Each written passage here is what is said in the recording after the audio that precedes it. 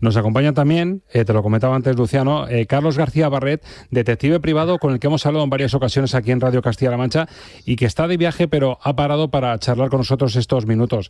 Carlos, buenas tardes.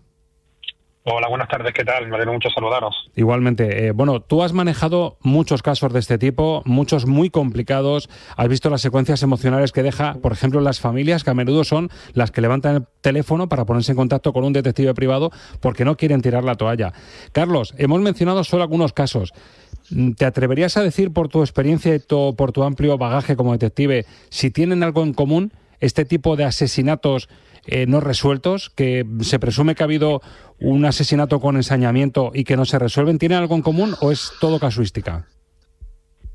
Bueno, como bien decías, he tocado muchos casos diferentes y con causísticas también diferentes, pero sobre todo como detective privado solamente han sido algunos de los asuntos con la causa de desaparición, donde hemos intentado siempre desde el despacho intentar saber el porqué de la desaparición y sobre todo cuáles son no solamente las causas, sino cuáles son las pistas que nos pueden llevar al paradero de esta persona. Si luego evidentemente se ve algún ilícito penal o algún escenario ya pues que sea de hecho delictivo, pues evidentemente se le pasa a los cuerpos de seguridad del Estado. Pero como criminalista forense sí te podría decir que al final el denominador común es una mala investigación desde primera instancia y que por lo tanto la familia, queriendo una segunda oportunidad, intentan rescatar la investigación poniéndola en manos de una investigación privada y en este caso pues de una persona que se dedique a recoger, a recabar esas pruebas que son necesarias para intentar dar una motivación nueva después. Claro, estamos hablando sobre todo del caso de Miriam, dependerá mucho, aunque algunos nos hemos trasladado mucho en el tiempo, nos hemos movido mucho en el tiempo para recordarlos, Carlos, pero es cierto que también depende mucho del contexto. Por ejemplo, el caso de Miriam, ese ensañamiento, apuñalada de una forma bestial que invita a pensar que a lo mejor no estaba ni pensado con mucha materia gris, que fue más un impulso, pero claro, si es en un contexto, en un camino rural, sin cámaras, sin posibilidad de encontrar pistas muy claras, eso claro lo complica. Ahí ya no hay a lo mejor mala praxis, o ahí sí que influye un poco la mala suerte de que sea en un sitio muy retirado en el que no puedes recurrir pues a esa cámara de una sucursal o de un banco cuando pasa en una ciudad, por ejemplo, ¿no? Pues sí, así es. A ver, lo primero que solemos tratar siempre es cuál es el móvil y cuál es la motivación, ¿de acuerdo? Entonces, si sabemos que tenemos alguna pista sobre el móvil o la motivación, en este caso, pues a esa persona, por ejemplo, anteriormente se le había recriminado algún hecho, o le debía dinero a otra persona, o le estaba buscado porque tenía un ajuste de cuentas posiblemente sobre las espaldas, pues muy posiblemente sea esa la motivación del crimen. Yo cuando he hecho en algún momento alguna conferencia o alguna charla en cualquier estancia donde me hayan invitado para dar, siempre me han preguntado una cosa, y es cuál es el crimen perfecto. Evidentemente, el casual es el que se suele dar cuando luego realmente no hay una preparación previa. En una preparación previa se puede dar siempre los factores de que, por ejemplo, pues estás preparando y no te sale como tal, ¿no? No te sale, pero sin embargo, tú vas, por ejemplo, tienes rencillas con una persona, vas por el campo andando y te encuentras a esa persona casualmente. Tú no llevas móvil encima, el móvil lo has dejado en el coche, ves precisamente a esa misma persona que te la cruzas por mitad del campo. Ahí se inicia la pelea, coges una piedra, coges un palo y con la estaca le haces una herida mortal en la cabeza y ese palo luego, por ejemplo, lo quemas, ¿de acuerdo? Te lo llevas a tu casa y lo quemas, por decirte. No hay ningún vestigio de ADN posible que se le pueda atacar a ese delito y tampoco hay una cámara que te pueda ver, como bien dices, ni hay una ubicación, un posicionamiento de ese móvil. Claro. Entonces, ¿qué pasa? Que esa casualidad, ¿de acuerdo?, ya nos está llevando a que posiblemente sea un crimen perfecto que sin darte cuenta pues ha salido así. Entonces, es cierto que cuando hay una motivación pues se puede tirar de ese hilo y se puede investigar, pero luego por otra parte es muy complicado cuando no se dan esas causas que a lo mejor pues te puedan llevar a tener ese hilo para poder investigar. Entonces, la mayoría de estos casos llegas a un muro que al final te lo resuelve los años de una persona que quiera hablar, pero en el momento siempre buscar esa motivación o buscar ese móvil no es posible porque no se ha dado esa ocasión. Entonces, claro, puede ser más complicado. Luciano, como policía, sí, según los protocolos que se siguen en este tipo de casos, ¿cuándo se os da la pauta de que hay que dejarlo ya? Es decir, ¿hasta dónde llega la labor de la policía local en un tipo de asesinato no resuelto como este? ¿Y cuándo empiezas a olerte que ya pinta mal y empiezas a notar como que ya no se tira la toalla, pero que no hay más hilos de los que tirar? Bien, lo primero que tenemos que tener en claro es no perder la esperanza. Estoy convencido de que se va a resolver. Estoy convencido de que Guardia Civil está haciendo un trabajo impresionante. Porque este tipo de homicidios o este tipo de asesinatos tienen algo muy en común, y es el aspecto emocional. Solamente hay que remitirnos a que la chica recibió 90 puñaladas. Eso es un ensañamiento claro con un aspecto emocional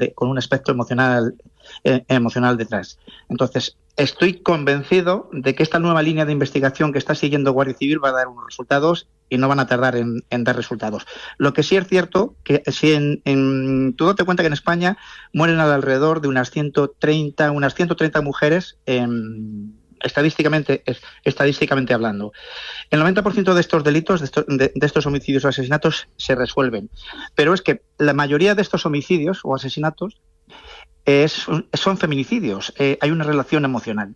Entonces, estoy convencido y hablo con certeza de que va a haber resultados en breve. Está bien que se hagan manifestaciones para recordatorio, pues para estimular, pero que el trabajo que realiza tanto Policía Nacional como Guardia Civil en la investigación, date cuenta que cuando Policía Local llega a un incidente de estos, lo que son las primeras medidas las que adopta para después traspasar a los grupos de investigación. Porque no solamente hay que investigar el núcleo familiar o el núcleo de relaciones, hay que investigar su núcleo también personal, cómo es ella, qué es lo que hay detrás también, ¿vale? Es muy para intentar ver una observación. certeza. Sí, es muy interesante la observación.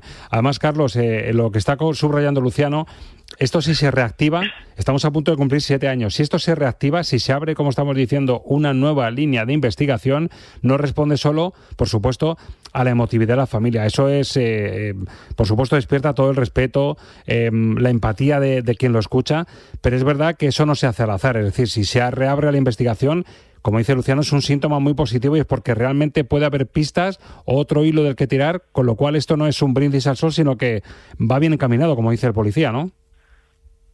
Pues mira, sí, en principio lo que suele pasar aquí es que a lo mejor no hay una motivación para poder seguir investigando porque se llega, como te digo, a un muro o se ha llegado a cualquier sitio donde ya el juez entiende que la policía judicial no tiene que trabajar más y ahí para. Entonces, el compañero lleva razón.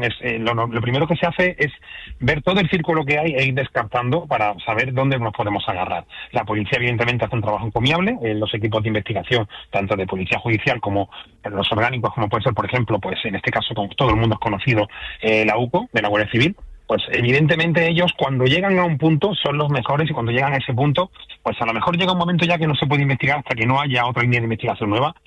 Y evidentemente esa motivación que se le da al juez, si un caso está con un archivo provisional, lo que se intenta siempre es intentar tener una prueba fehaciente, algo que sea muy condicionante para poder reabrir, porque como bien sabes, cuando pasan ya 10 años se va a archivar. Entonces, si tú ya pasas ese plazo, no se puede volver a abrir ese archivo. Y a una persona no se le puede juzgar 2 veces por el mismo delito.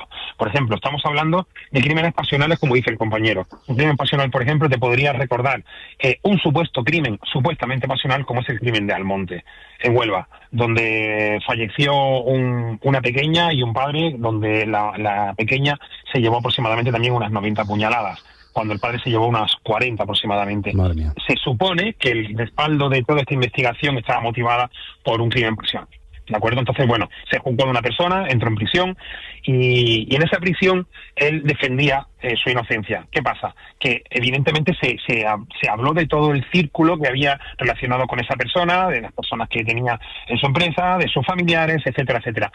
Finalmente se tuvo que cerrar, aunque la UCO sigue trabajando en ello. Pero no se le puede juzgar a una misma persona 2 veces por el mismo delito, y ese es el problema que tenemos. Claro. Entonces hay que asegurarse mucho para poder reabrir ese caso. Tal cual. Hay que tener una prueba muy, muy condicionante que realmente te lleve a ese éxito. Y se trabaja muy bien. En España tenemos de las mejores policías del mundo y eso es bien sabido. Y uno de ellos es Luciano García, que Luciano, estamos en la segunda temporada, creo que viene en antena o fuera de ella, off the record, por mensajes de WhatsApp o contactos. Sí. Todas las previsiones que ha hecho Luciano García las ha acertado al 100%. Así que, Luciano, ojalá que el caso de Miriam tengas la razón. Yo confío en tu intuición y creo que vamos a poder dar una buena noticia. Estoy convencido de que Guardia Civil no suelta nunca. No suelta nunca. Saben hacer muy bien su trabajo y estoy convencido de que cuando han abierto esta línea de investigación es porque ya llevaban años detrás de ella. Ojalá sea así. Luciano García, gracias como siempre por estar con nosotros y un placer contar contigo.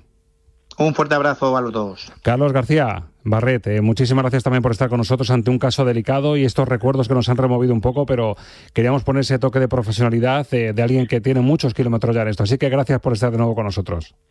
Muchas gracias, buenas tardes y un saludo también a los dos, al compañero y a ti. Fuerte abrazo. Un saludo.